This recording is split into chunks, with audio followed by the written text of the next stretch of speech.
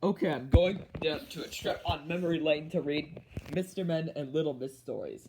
This is my very first Mr. Men book I got. Let's take a look at the spine. Yep, it's number 1. And on the back, yes, it is actually Mr. Tickle by Roger Hargreaves. Let's get started. It was a warm, sunny morning. In his small house on the other side of the wood, Mr. Tickle was asleep. You didn't know there was no such thing as a tickle, did you? Well, there is. Tickles are small and round. They have arms and stretch and stretch and stretch.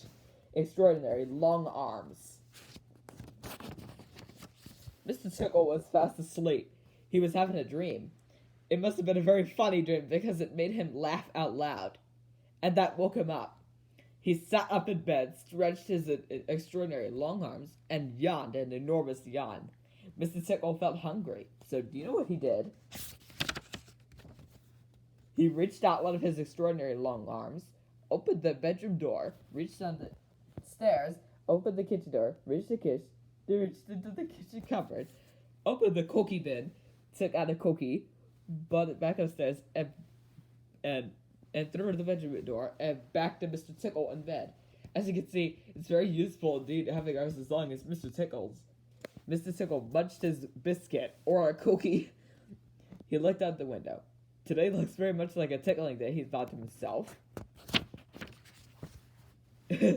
So later that morning, after Mr. Tickle had made his bed and cooked his breakfast, he set off through the wood.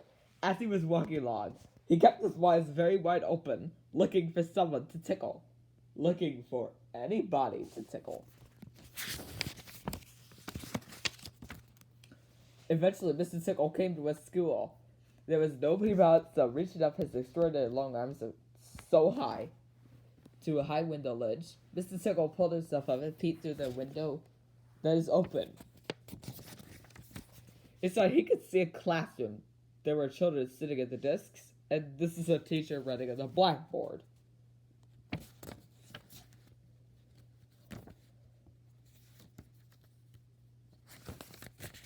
Mr. Tickle waited a minute and then reached in through the window. Mr. Tickle, extraordinary long arm, went right through the teacher, paused, and then tickled. The teacher jumped into the air and turned around very quickly to see who was there. But there was no one there.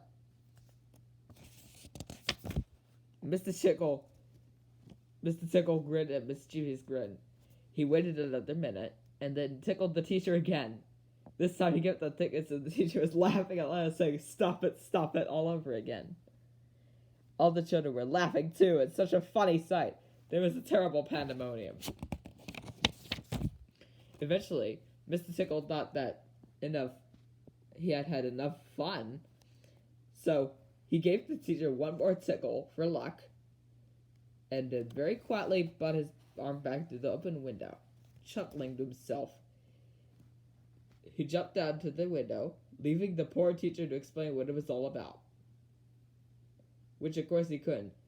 Then Mr. Tickle went to town. And what a day Mr. Tickle had. He tickled the policeman on traffic duty at the crossroads in the middle of town. It caused an enormous traffic jam. He tickled the greengrocer as just seen smiling apples neatly a shop window. The greengrocer fell backwards and the apples rolled all over the shop. At the railway station, the guard was about to wave his flag for the station, the train to leave. As he lifted his arm in the air, Mr. Tickle tickled him. And every time he tried to wave his flag, Mr. Tickle tickled him until the train was 10 minutes late leaving the station, and all the passengers were furious. That day, Mr. Tickle tickled everybody. He tickled the doctor. He tickled the butcher. He even tickled Mr. Snap, the postman, who dropped all sides into a puddle. Then Mr. Tickle went home, sitting in his armchair in his small house on the other side of the wood. He laughed and laughed every time he thought about all the people he tickled. So, if you are in any way ticklish, beware of Mr. Tickle and those extraordinary long arms of his. Just think, Perhaps he's somewhere about this very moment while you're reading this book.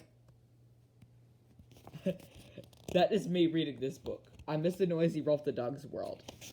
So I haven't got to Mr. Noisy's book yet. Perhaps that extraordinary long arm of his is always creeping up the door of his room. Perhaps it's opening the door now and coming into the room. Perhaps before you know what is happening, you will be well and truly tickled. No boy, that's Bobber Foopa's cat. You started the Mr. Red books already. Yes, I did, Topo Sticky. The first Mr. Red book is first published in 1971. The year before my friends are completely born. Yes. Everything is so feisty. Oh, these goodness. Mr. Tickle's arms. I dislike that.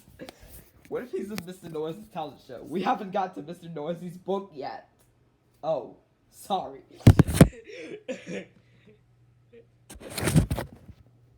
But his book is right there next to Miss Chatterbox, so we haven't got to him yet.